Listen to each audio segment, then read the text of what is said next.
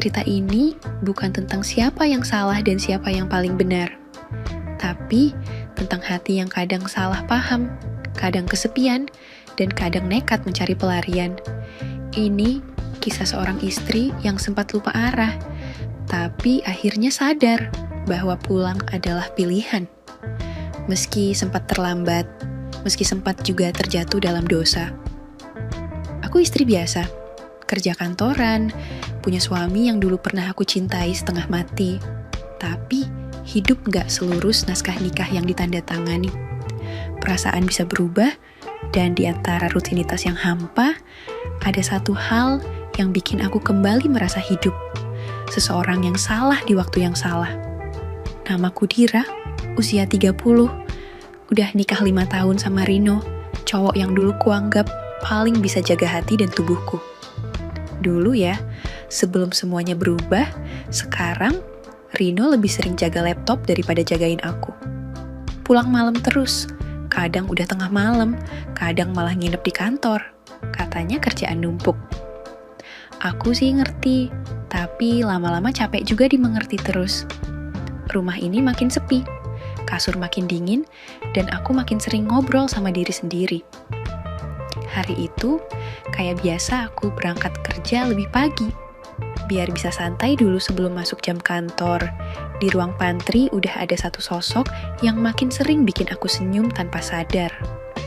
Halo, pagi Dira, sapa Bima sambil nyeduh kopi sachet.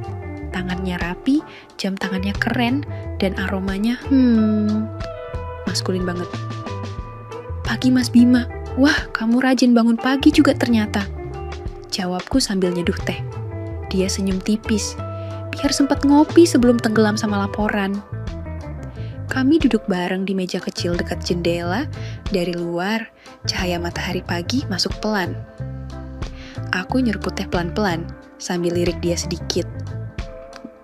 Kamu capek nggak sih kerja terus? Tanyaku pelan. Bima ngelirik aku sebentar. Kadang, tapi lebih capek kalau nggak ada yang bisa diajak ngobrol. Aku diam sebentar. Kalimatnya itu kayak nyentil sesuatu dalam dadaku.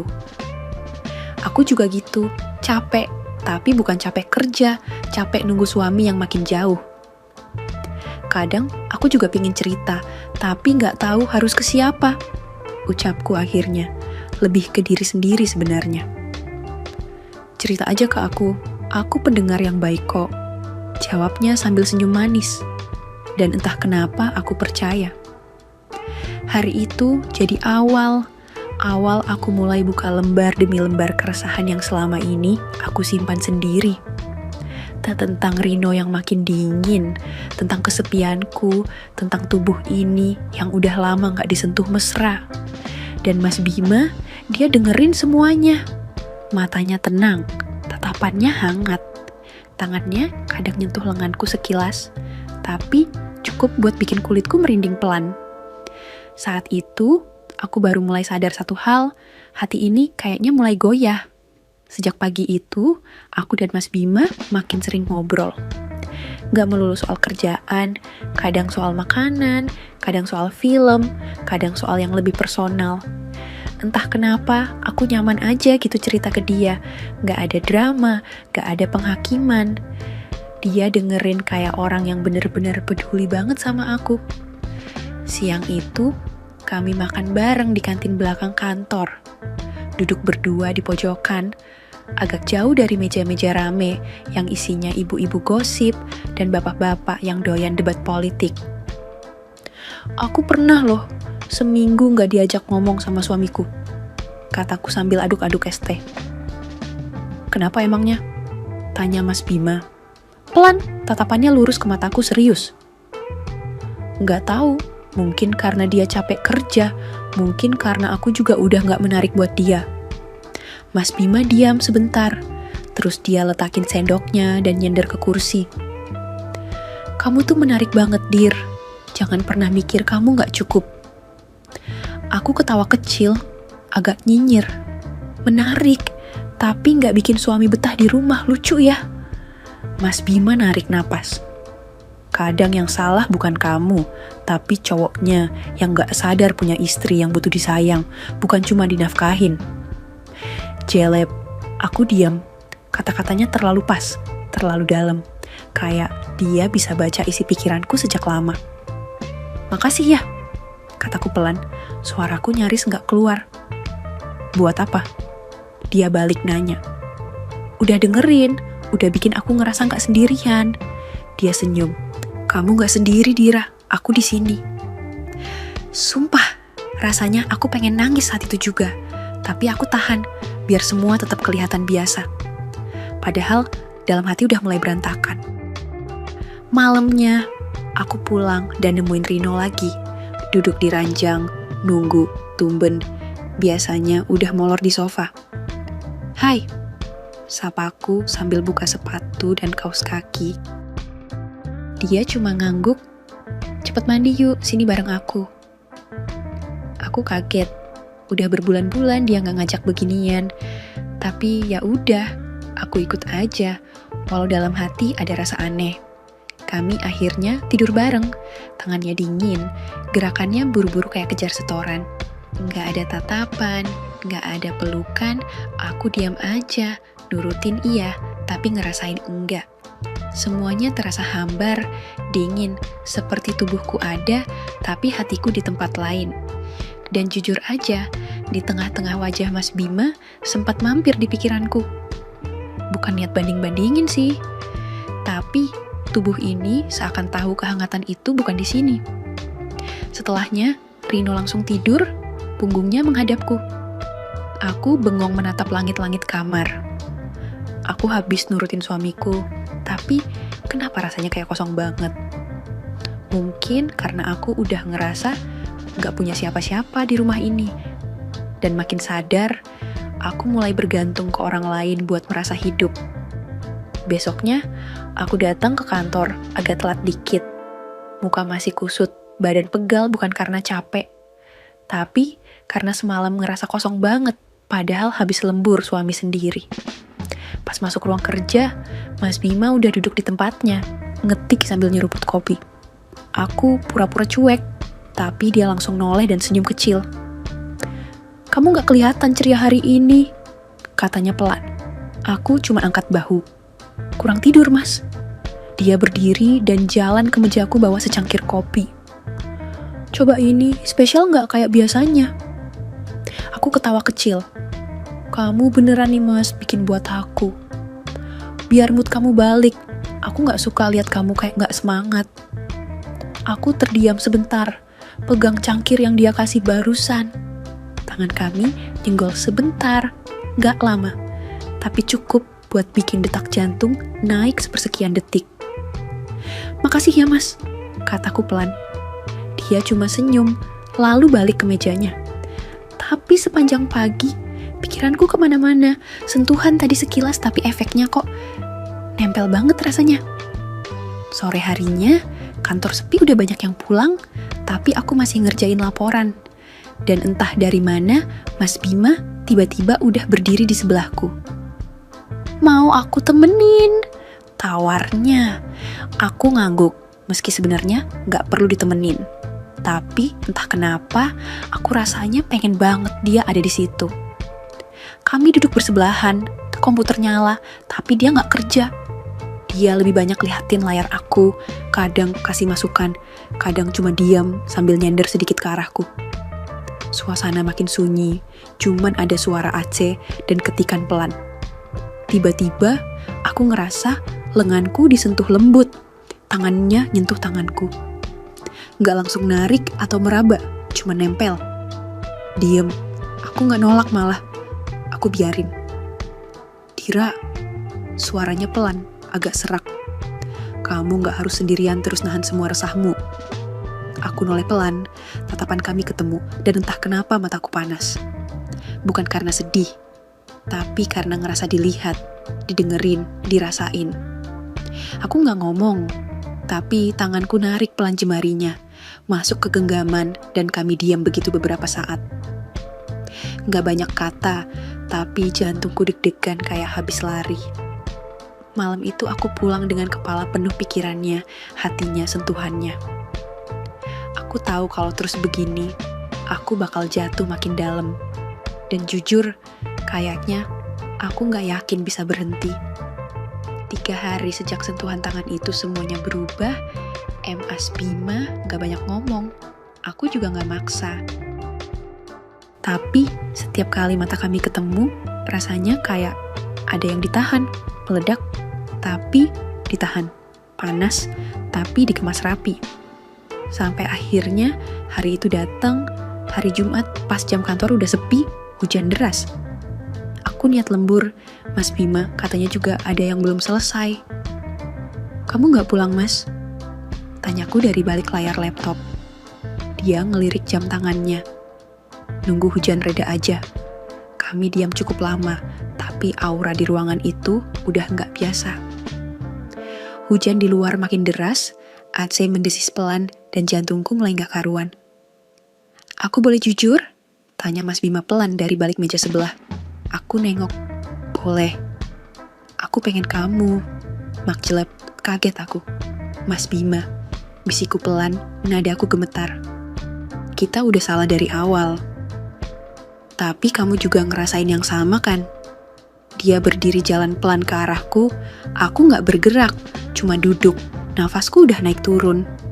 Dia berdiri di depanku, terus jongkok, pegang kedua tanganku. Kalau kamu gak mau, aku pergi. Tapi kalau kamu juga butuh, kayak aku gak akan ninggalin kamu. Dan aku, lah kok kayak terpana gitu. Ngangguk otomatis, pelan, tanpa kata. Kami pindah ke ruang kecil di belakang kantor, ruang istirahat yang jarang dipakai. Cahaya pas agak gelap, suara cuma hujan dan napas kami. Dia cium keningku, pipiku, bibirku lembut, dalam, gak buru-buru, beda banget sama malam-malamku sama Rino. Ini bukan soal fisik, ini soal rasa yang nyangkut banget di dalam hati. Aku lepas sendiri, dia memulai pelan-pelan, seolah tiap inci tubuhku dihargai, bukan cuma buat pelampiasan. Kami di sofa kecil yang sempit tapi hangat, tangannya gak kasar, nafasnya terasa deket banget. Dan ketika kami bersatu, aku ngerasa hidup lagi. Aku sadar itu salah, tapi aku juga sadar, malam itu aku merasa dicintai, walau cuma sebentar. Setelahnya kami diam, dia cuma peluk aku dari belakang, tangannya muter di pinggangku, gak banyak bicara. Dan anehnya, aku malah kayak gak ngerasa salah, justru aku ngerasa utuh. Kami selesai gak lama sebelum hujan berhenti. Aku duduk lagi di ujung sofa ruang istirahat itu, ngerapihin baju dan rambut. Sementara, Mas Bima berdiri dekat jendela kecil, lihatin rintik hujan terakhir. Dira, panggilnya pelan. Aku nengok, dia jalan ke arahku, duduk di samping, tangannya narik jemariku, lembut kayak biasa. Aku tahu ini salah, tapi aku gak bisa pura-pura gak sayang sama kamu. Aku nyengir tipis. Kita cuma lagi saling butuh perhatian aja, Mas. Dia narik napas. Mungkin, tapi buatku kamu lebih dari itu. Aku diam, gak bisa jawab, rasanya pengen bilang aku juga. Tapi kenyataannya, aku belum tahu ini apa. Yang jelas, bukan cuma pelampiasan, tapi juga bukan cinta seutuhnya. Belum. Pas mau pulang, dia nganter aku sampai depan kantor, hujan tinggal gerimis tipis. Pulang baik-baik ya? Katanya sambil bukain payung kecil. Aku senyum tipis. Makasih ya Mas buat malam ini. Aku seneng. Dia pegang pundakku, lama, lalu cium keningku sekilas hangat dalam bikin dadanya aneh. Dan aku pergi, naik ojek online, duduk sepanjang jalan sambil nyender ke jendela. Dingin, tapi bukan karena hujan, tapi karena hati rasanya ngambang. Sampai rumah, lampu ruang tamu masih nyala. Aku buka pintu pelan, masuk tanpa suara. Di dalam, Rino lagi nonton bola di sofa, pakai kaos oblong, celana pendek, dan wajah nyebelin. Lama banget pulangnya, katanya tanpa nengok. Lembur? Aku jawab seadanya. Iya Mas. Gak beli makan. Aku malas jawab, jalan langsung ke kamar. Dira, ya ampun, tiap hari pulang bawa muka asem gitu. Aku juga capek, tahu. katanya lagi, nadanya mulai nyolot. Aku berhenti di depan pintu kamar, noleh setengah. Aku juga capek mas, tapi capekku gak kelihatan aja mungkin. Tanpa nunggu dia ngomong lagi, aku masuk kamar, kunci pintu, ganti baju buru-buru, terus rebahan sambil ngelamun. Ku peluk guling erat-erat, tapi yang kebayang bukan Rino, bukan rumah ini, tapi pelukan tadi. Wajah Mas Bima, tatapan dia yang bikin aku ngerasa dilindungi. Dan malam itu, aku milih tidur, gak pengen ngobrol, gak pengen disentuh, bahkan suara TV dari luar pun rasanya pingin ku tendang. Karena ternyata setelah ngerasain yang hangat, pulang ke yang dingin tuh rasanya kayak dilempar balik ke neraka. Entah sejak kapan, tapi sekarang aku mulai nunggu-nunggu hari kerja. Bukan buat kerjaan, tentu, tapi karena itu artinya aku bisa ketemu Mas Bima. Awalnya kami cuma sering saling pandang di kantor, sesekali tukar senyum atau chatting lucu. Tapi makin hari, makin berani, kami mulai cari-cari alasan buat keluar bareng pas jam kerja. Mas, aku mau survei lokasi buat proposal itu, temenin dong. Dia senyum, matanya nakal. Survei lokasi jam 11 siang ya. Izin bareng yuk. Dan kami pun pergi, gak selalu ke tempat romantis. Kadang cuman makan di warung bakso. Kadang ngopi di sudut kafe kecil yang gak banyak orang tahu. Kadang duduk di mobil, di parkiran belakang gedung, ngobrolin apapun yang bikin hati adem. Aku suka kamu ketawa, katanya sambil nyender ke kursi mobil, liatin aku ngabisin pisang goreng. Kenapa? Lucu? Enggak, karena jarang kelihatan. Tapi waktu kamu sama aku, kamu jadi diri kamu sendiri. Aku diam, senyum tipis, dan saat dia raih tanganku di antara kursi tengah itu, aku gak narik, aku genggam balik, erat. Kadang kami juga kabur berdua ke apartemen sewa harian, diem-diem. Cuman setengah hari, sore balik lagi ke kantor kayak gak terjadi apa-apa. Dan tiap kali kami bersatu lagi, semuanya makin dalam. Bukan cuma tubuh, tapi juga hati. Ada pelukan yang lebih erat, ada tatapan yang lebih dalam, dan ciuman yang rasanya kayak rumah. Aku cinta kamu, Dira. Bisiknya pelan di telingaku dan tangan yang gak pernah kasar itu. Aku gak jawab langsung, tapi mataku berkaca-kaca, karena aku tahu perasaanku pun sama. Di rumah, Rino tetap jadi Rino, pulang malam, nonton bola, main HP. Kadang minta dan aku tetap ngasih, bukan karena mau, tapi karena udah jadi rutinitas hambar, kayak nyalain keran air. Rasanya gak ada pelukan, gak ada tatapan hangat, gak ada sayang, hanya kewajiban yang kujalani seperti robot. Dan anehnya, itu justru bikin aku makin ngerasa betapa hidupku sekarang mulai punya dua dunia. Yang satu kosong tapi nyata, yang satu penuh tapi salah. Dan anehnya, hatiku lebih memilih yang salah. Aku gak salah baca kan? Seminar 2 hari 1 malam di Bali. Tanyaku sambil liatin email dari HR. Mas Bima nyengir. Udah dicek, yang ikut kita berdua, remang kita yang ditunjuk. Dek, aku senyum tipis, pura-pura kalem, padahal jantung udah kayak naik roller coaster. Nginep berdua, luar kota, dinas resmi. Malamnya, aku pulang dan langsung kasih lihat surat tugas ke Rino. Aku sih udah siapin segala kemungkinan. Seminar kantor nih, nginep 1 malam, dibiayain semua. Dia cuma nengok sekilas. Sama siapa? Tim divisi banyak. Masih sempet belanja? Tanyanya sambil main HP. Gak tahu juga, kalau sempet, ya mungkin. Ya udah, hati-hati. Gampang, tapi aku tahu itu bukan karena dia peduli. Dia emang udah lama males nanyain detail. Tapi malamnya, Rino tiba-tiba ngelus pinggangku pas aku lagi gosok gigi. Bentar lah, sini dulu, bisiknya sambil narik aku ke kamar. Aku nyekam mulut, tapi gak terlalu excited. Badan rasanya datar, tapi aku tetap jalan pelan ke ranjang. Tapi pas dia mau mulai, aku narik tangan pelan. Enggak ya, lagi capek banget. Besok pagi harus siap-siap jam 5. Dia langsung berhenti. Oh, jadi kamu udah bisa nolak-nolak sekarang. Aku cuman diam. Enggak biasanya ya kamu nolak. Lanjutnya, nadanya makin gak enak. Kamu beneran dinas kan? Aku pasang muka datar. Kalau nggak percaya, baca aja surat tugasnya lagi. Dia bangkit dari ranjang. Dira, kamu akhir-akhir ini beda. Aku nggak bego. Aku nggak jawab. Cuman masuk kamar mandi, tutup pintu, dan duduk di atas kloset. Jantungku nggak karuan. Ini pertama kalinya Rino bener-bener nunjukin kecurigaan. Dan aku nggak bisa bilang apa-apa karena ya dia nggak salah. Besoknya, aku berangkat bareng Mas Bima. Naik mobil kantor, suasana di jalan adem banget. Di radio, muter lagu yang liriknya terlalu cocok sama perasaanku. Setelah itu, nyampe bandara langsung terbang ke Bali buat kerja ya. Sebenarnya,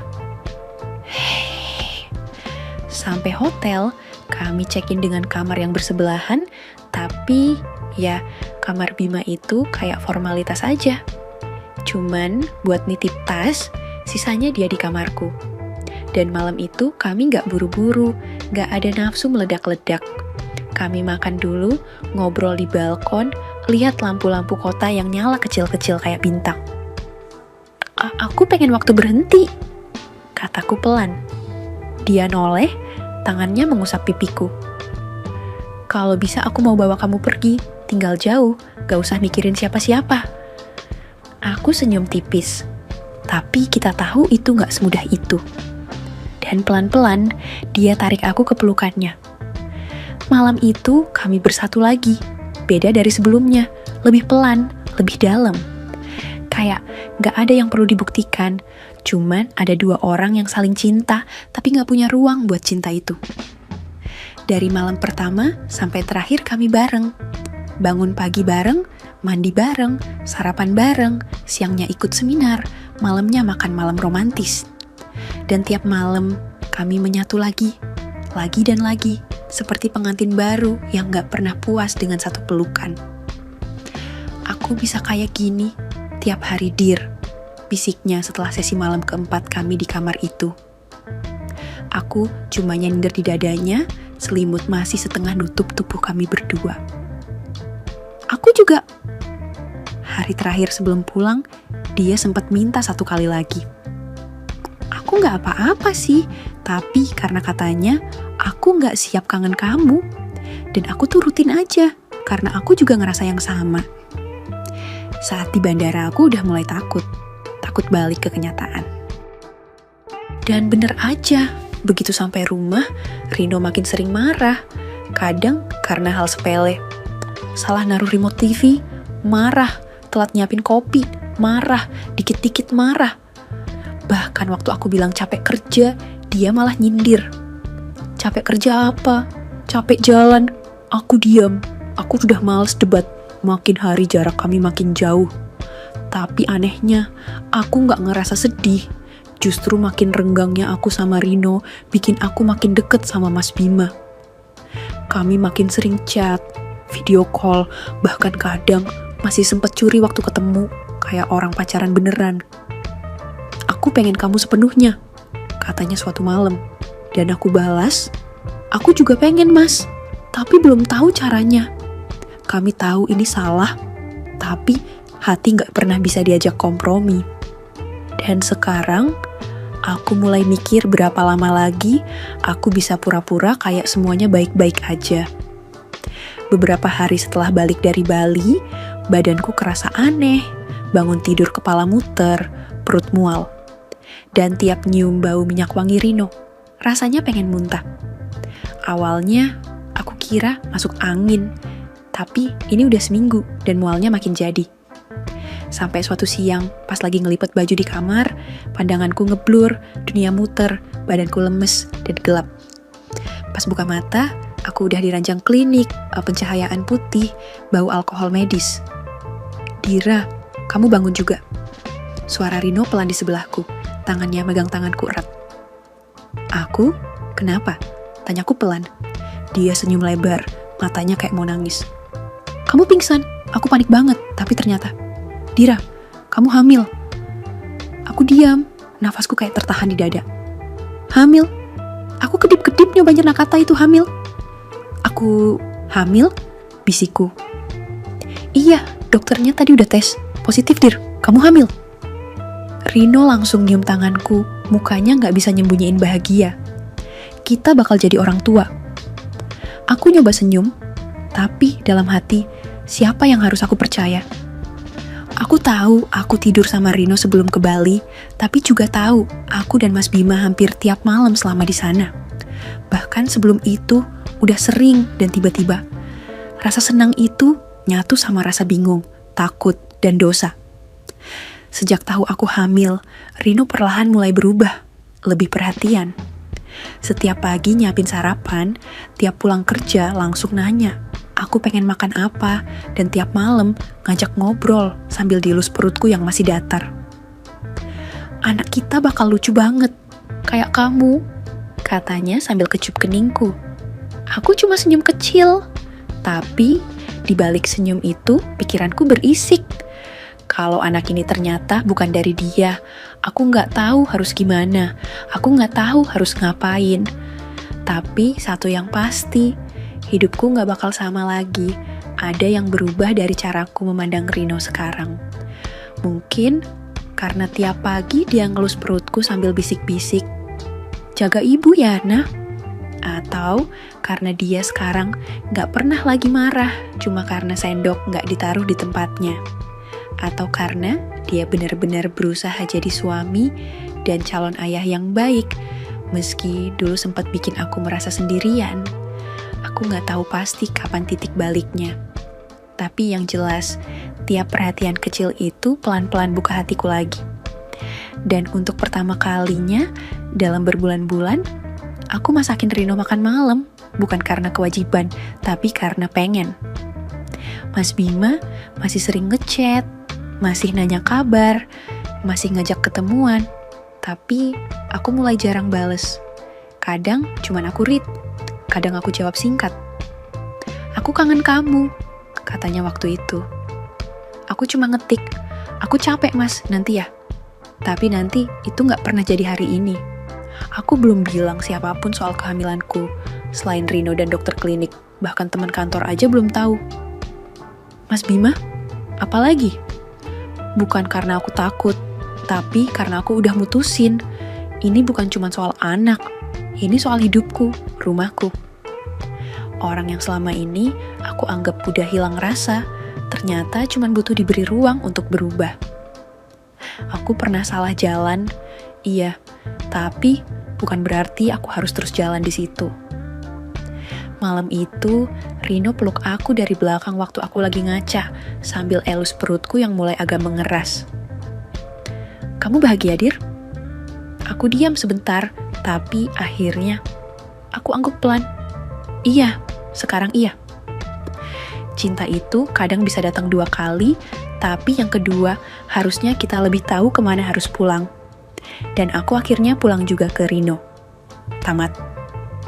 Oke. Segitu dulu untuk kali ini, dan semoga kalian, bosku semua, terhibur hari ini ya. Sekali lagi, tidak pernah lupa Mimin ingin mengingatkan bahwa tidak ada maksud untuk merusak moral. Tapi di sini, kami selaku admin channel Makiem hanya berbagi pengalaman dari viewer saja yang tentu saja tidak untuk ditiru. Terima kasih sudah mau mendengarkan kisah nyata ini. Ambil baiknya dan buang buruknya dari cerita kisah ini. Semoga hal seperti ini tidak terjadi kepada kita semua, bosku, dan semoga kita semua dilindungi dari mara bahaya. Amin ya rabbal alamin. Terima kasih, dan sampai jumpa di cerita selanjutnya. Jangan lupa like, komen, share, dan subscribe.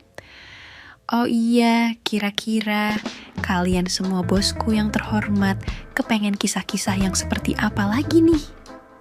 Tolong berikan komentar-komentar kalian di video ini ya.